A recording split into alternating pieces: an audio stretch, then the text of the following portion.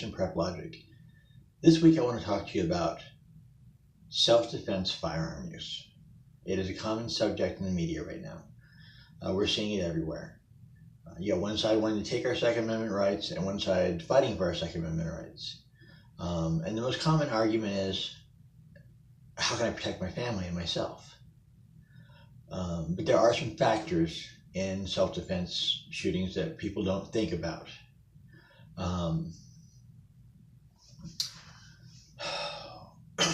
Let's go over some of these. The most common scenario people think about is being robbed in public or being exposed to violence in public. Now, there's a lot of liability in this kind of situation. Yes, if you have a permit and you can carry a gun legally, you have the, I would say, moral obligation, but legally you have the option of interceding on behalf of others' lives. But there are risks to this. A very important rule to remember with a bullet is an object in motion stays in motion until something stops it from being in motion. So in these situations, whether it's, you're being robbed at an ATM machine, or there's a crime happening in a store around you or something like that, or a bank robbery, or whatever thing you can imagine up in your head. Understand it's not going to go like you think it is in your mind. Your body is going to react in a number of ways that you don't expect if you don't train. Training is essential if you're going to be using a firearm. It is like any other tool. Do not pick up a tool and just think, oh my God, I can use that tool. No, it takes vigilance. You have to practice weekly, daily if you can, in the use of that tool. Practice under stress. Run around your house 2 or 3 times. If you live in an area where you can shoot. If you're at the range, run in place for 5 minutes. Elevate your heart rate. And then see if you hold that 2-inch pattern you're so proud of. And don't get me wrong, it's great if you hold that 2-inch pattern.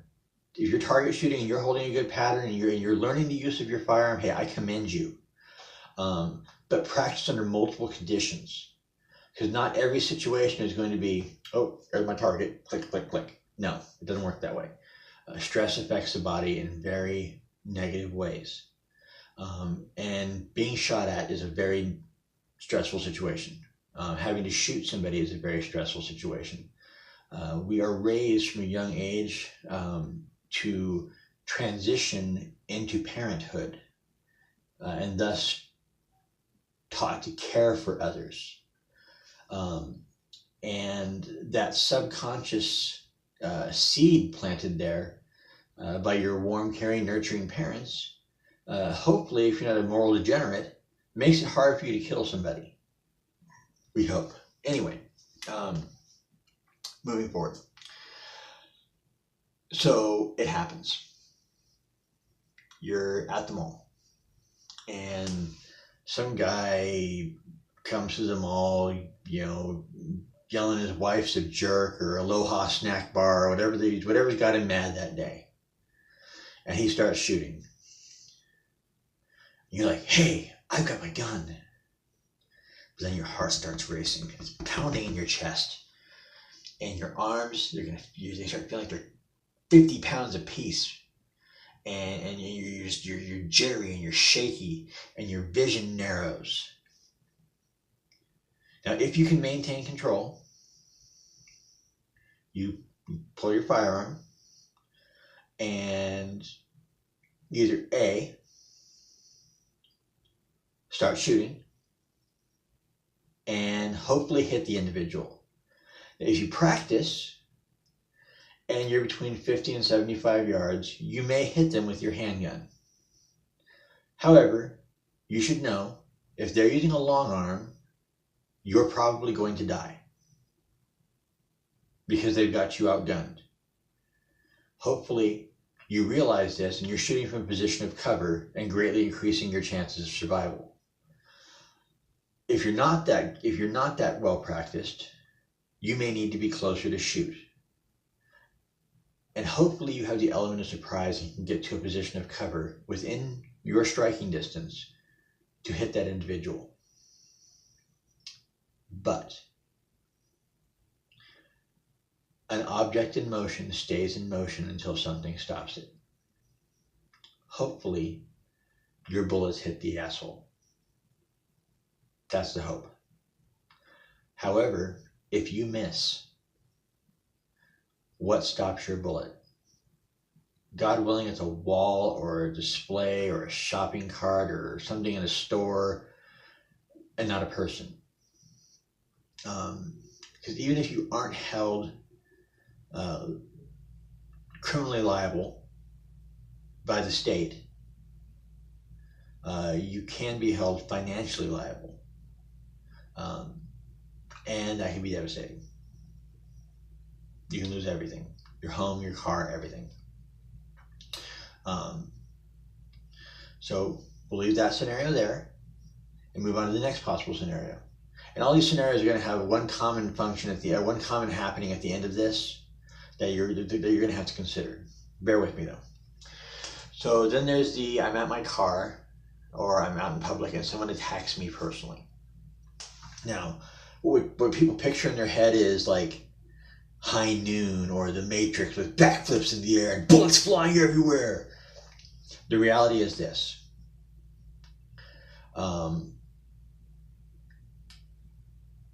If it's a knife, and a knife is a deadly threat. You can shoot legally with a knife if they're within. If you can demonstrate that you feel your life was in danger and you could not flee, never run from a knife. Never. People who run from a knife just end up with a knife in their back. Don't run from a knife. Period. Then you're probably going to be okay.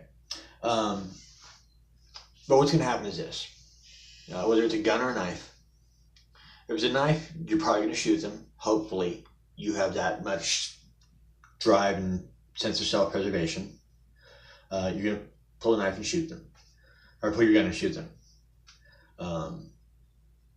If you do this, immediately call 911 and get the medical attention. If you know first aid and you can safely administer first aid, do so. Self-defense is directly countered by depravity. If you exercise your use of a firearm with a sense of depravity, a good prosecutor can put you in prison. Simple as that. At the very least, even if you don't know any first aid, call 911. Continuing on in the scenarios, a firearm. Guy walks up to you and he pulls a firearm. Now, if you're not responsible and don't practice the use of your firearm, and that can even be, I recommend buying a laser bullet and practicing soft draw and firing techniques in your home. Don't dry fire your guns, bad for them. I know some guns, they say they're made to be dry fired, but I'm just old fashioned. You don't dry fire your guns. If you have been practicing and you can, you're using good equipment, not your $5 felt holsters, no. If a holster doesn't cost you at least $25, don't buy it.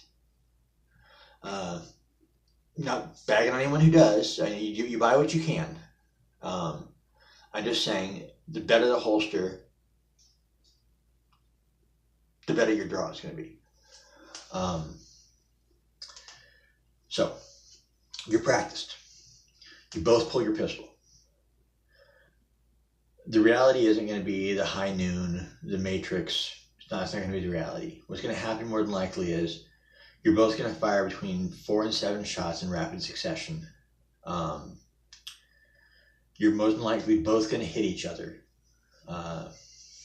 And depending on the severity of the wounds, you're both going to be hurt or possibly die. Or if you're well practiced, you might get the drop on them, which is unlikely because most people are holding the gun in their hand when they come to rob you. Not a lot of people are like, hey, hold on a second, let me get my gun. Hi, I'm robbing you. No, it doesn't work that way. They're going to be most thieves aren't killers. They don't want to be killers. Most thieves are criminals of opportunity, and they want to make sure that they're not going to have to kill you, because they know a thief goes to prison for a few years, a murderer goes to prison for their entire life. But don't count on this every time, because unfortunately, theft crimes are also related to drug addiction, and drug addiction just does bad stuff to your mind.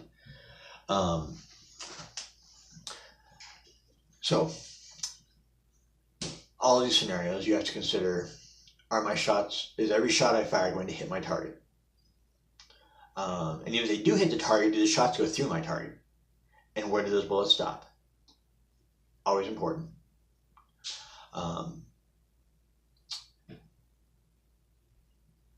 And you have to be willing to accept the fact that there are things you have to do when you shoot somebody. You have to administer care. You have to get some kind of help to them. You can't just leave them on the ground dead or dying. That's depravity, and depravity can negate self-defense. You have to at least call 911. You don't want anyone to be able to say it was cold-blooded murder. Because believe me, these prosecutors, they get paid to make a case. That's their job. They have a budget to justify every year, and that budget is justified by the number of cases they bring in and prosecute. Not everything the police bring them, they can prosecute. And if they can't work, they don't need money, and staff gets diminished. So they want to bring cases. So you want to do as much as you can to diminish your criminal liability in this. Moving on to the next type of scenario that can take place, and the one everybody's very, in a lot of states that have it, are very up in arms about, is the castle doctrine. Castle doctrine says you can defend your castle. But people are people heard the term and hear internet talk and are very uninformed about the castle doctrine. There are things you can do and things you can't do based on the castle doctrine. And depending on your states, it can be even stricter. So, in most states that have a castle doctrine, if someone breaks into your home and they're past the point of entry, you can shoot them. This does not include, well, hey, Jim Bob didn't pay me that $5 on one day. Hey, Jim Bob, come over here and have a beer with me. And then you shoot him. No, that's not castle. Nah, that's cold-blooded murder. Castle doctrine covers intruders into your home where you feel your life is threatened. Simple as that. Now some notes on self-defense shootings. Self-defense generally means you are in fear of your life. Now in most states, except those few that have castle doctrines, in most states, defensive firearm use, there are standards that dictate whether it was defensive. So there's no law that says, in any state, that says you can't have a gun on you in your home. Okay. Some states like California and places like that say you can't leave your home with a firearm, which is their right as a state. We completely support state rights to your prep logic. But you're in your home with your firearm, and say a state like California, Hawaii, New Jersey, New York, Colorado, Pennsylvania, and a scat of other states. Somebody breaks in your house. By those states' laws and regulation, you have to retreat to the farthest point you can safely. So, if a prosecutor can say, well, we've looked at the diagram of your home, and you could have fled down the hall and locked yourself in the bathroom and let this person steal what they wanted to, assuming they didn't have the intention of harming you, mind you. They can legally push that. You don't get to shoot that person. If you do, there could be severe criminal liability there. Now, if you retreat to that farthest point where there is no hope of retreat, and they are still pursuing you, they break that bathroom door down, and you shoot them, you're clear, more than likely. As long as they can dictate that you did not invite the person into your home, and they can't find a connection between you and this person. Now, some notes on that. Self-defense is dictated by fear for your life. So, when I respond to a call where there's been a self-defense shooting, what I'm going to look at is, and what I'm going to put in my report, what district attorneys are going to look at, is the shooting itself. Okay? He kicked open the door and I fired once.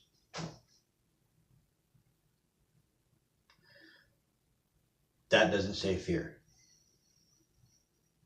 There's preparedness, and I commend you. If you can get the shot off and do the job one shot, hey, more power to you. And I'm not saying if you shoot them once and they go down, if you have that much, if you've practiced that much and you're that calm, and you can handle that situation, cool, great. Don't shoot them on the ground. What I'm going to say is, if they're a threat to your life, when that door flies open, you pull that trigger until that gun is empty. That's my recommendation. Because clearly, if they've chased you that far, they intend you harm. And if you have a firearm, if they harm you, they have a firearm. So if you pull it, use it, and use it completely. Now, with all of these situations, there are some things that are going to happen. You need to just accept these and be ready to deal with them. I'm not a huge fan of them, but there are organizations out there who offer liability coverage for these kind of situations. The most common I can think of is U.S. Conceal and Carry. The National Rifle Association, I believe, offers some representation. National Association of Gun Owners. There's a bunch of them out there. Google, look it up. But going forward, so in any of these situations across the board, you've used your firearm, you've shot someone. Hopefully it's the person you intended to, and not other people as well. But in any event, you shot someone. So the police are going to show up. And unfortunately, they're not going to have like banners and streamers and be like, yeah, you're the fucking hero. Pardon my language. They're going to arrest you. They're going to take your firearm as evidence, and they're going to arrest you. They're going to read your Miranda rights. You're going to be taken down to the jail. You're going to be fingerprinted, processed, and arrested. Not convicted, arrested. In most cases, you're going to have the option of bail. During the course of the trial, your access to firearms may or may not be restricted depending on your state. They're going to swab your hands for powder residue. They're going to put your gun in front of you with if it's a semi-automatic firearm, with your magazine, and they're going to sticker them and have you initial them that they're yours. They're going to take your gun, put it through a variety of tests. They're going to chalk your barrel and all kinds of stuff. And the next 6 weeks to 6 months of your life are going to be a nightmare. You're going to be interviewed and talked to, and individuals from both sides are going to be asking you questions, trying to get you to answer a question differently. What I recommend you do, the first thing I recommend you do when you can sit down sanely, is write everything down the way you remember it. Everything. If you have a good attorney and your shooting happened in a place that was public or had a lot of camera access, make sure your attorney subpoenas that camera evidence from those different businesses and places. It's going to be paramount in your defense. So, worst case scenario, it's not a good shooting, or you killed a bystander and you get prosecuted criminally, which could be anything from felonious assault to life in prison. That's simple as that. If you're in a state where the death penalty is there, it's a possibility. Or you're not found criminally liable, and universally, about 75% of the time across the board, you're civilly liable, and you're in for a legal fight. Depending on where your case is decided, your chances are 50-50. And then you have the psychological trauma. Shooting somebody doesn't feel good. It hurts you in a way that until you've done it, you can't understand it. Guilt, stress, post-traumatic stress are all factors here. Even if that person was the most terrible person in the world, you're going to think about them. You're going to think about their family. In some cases, you may be driven to try to contact their family. That's a whole other nightmare we won't get into. Just don't do it. Bad mojo. But all of these are likelihoods and possibilities. But this doesn't diminish that it's your right.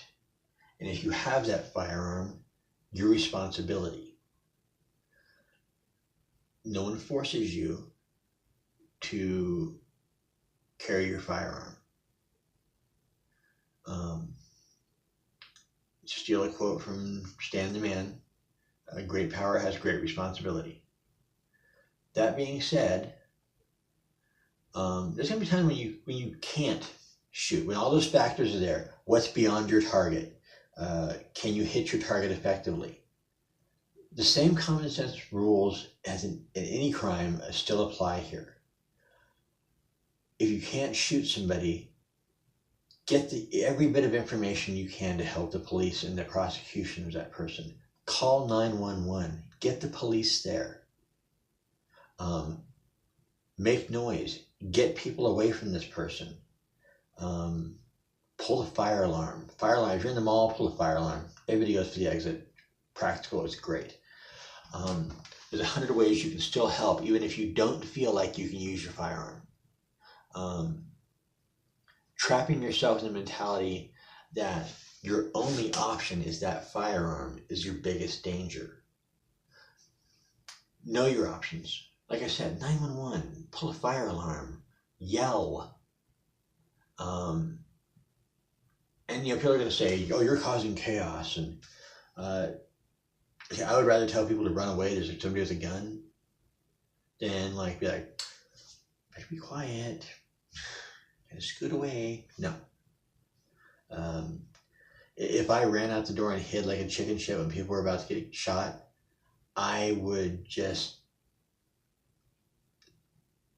never be able to live with myself. And hopefully, if you have any sense of morality or decent upbringing, you'd feel the same.